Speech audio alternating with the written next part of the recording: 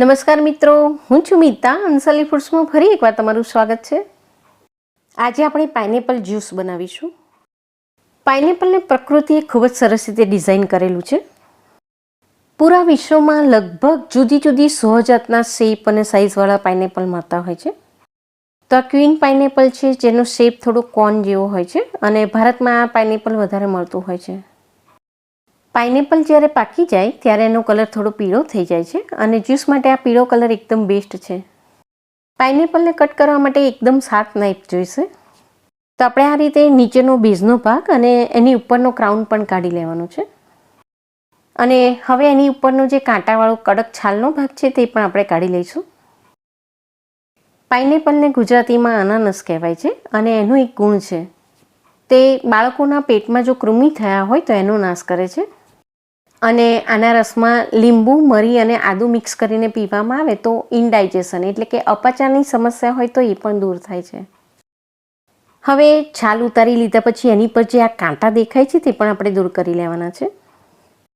તો આ રીતે પાઇનેપલ બિલકુલ વેસ્ટ ના જાય એ રીતે સાચવીને એના કાંટાવાળો ભાગ આપણે કાઢી લેવાનો છે.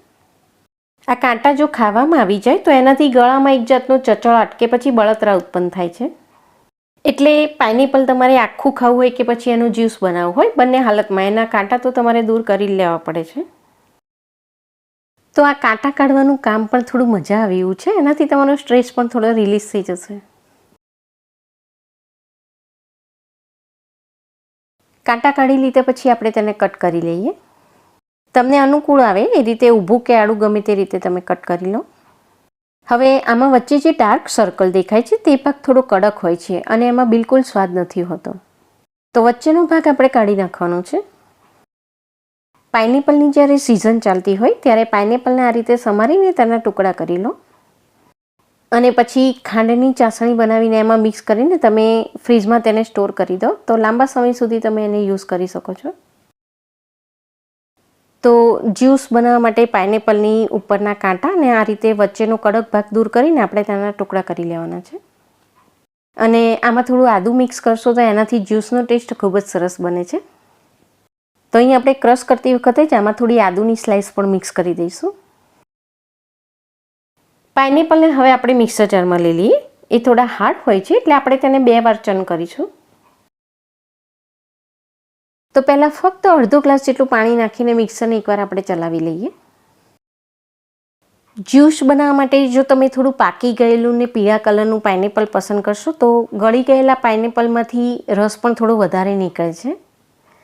એકદમ પાકી ગયેલા પાઇનેપલ થોડા ગળ્યા પણ હોય છે એટલે ખાંડ પણ ઓછી વપરાશે.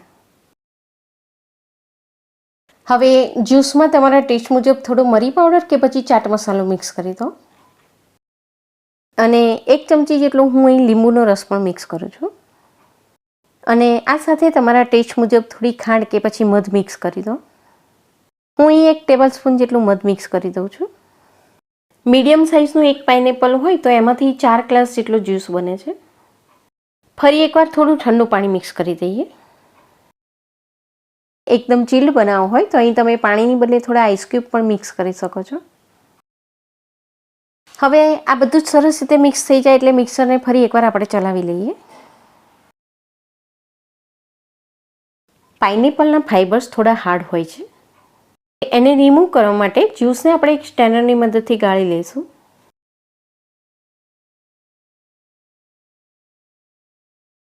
પાઇનેપલનો જ્યુસ એકદમ ઠંડો છે. ઉનાળાની ગરમીમાં એ તમને ખૂબ જ ઠંડક આપે છે અને શરીરમાં રહેલા પિત્તનો પણ નાશ કરે છે.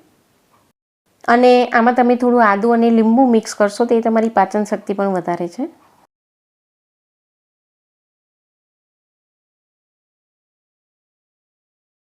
હવે છેલ્લે તમારા ટેસ્ટ મુજબ આમાં તમે થોડું મીઠું કે પછી સંચળ મિક્સ કરી દો. અને એકદમ ચીલ્ડ બનાવવું હોય તો થોડા આઈસ ક્યુબ મિક્સ કરીને તેને સર્વ કરો. તો અહીં તમે થોડીક જ મહેનત કરવા તૈયાર હો તો માર્કેટ જેવું પાઇનેપલ જ્યુસ ઘરે પણ બનાવી શકાય છે. તો આ સમરમાં એકવાર ટ્રાય કરી જુઓ. ફરી મળીએ છીએ એક નવી જ રેસીપી સાથે.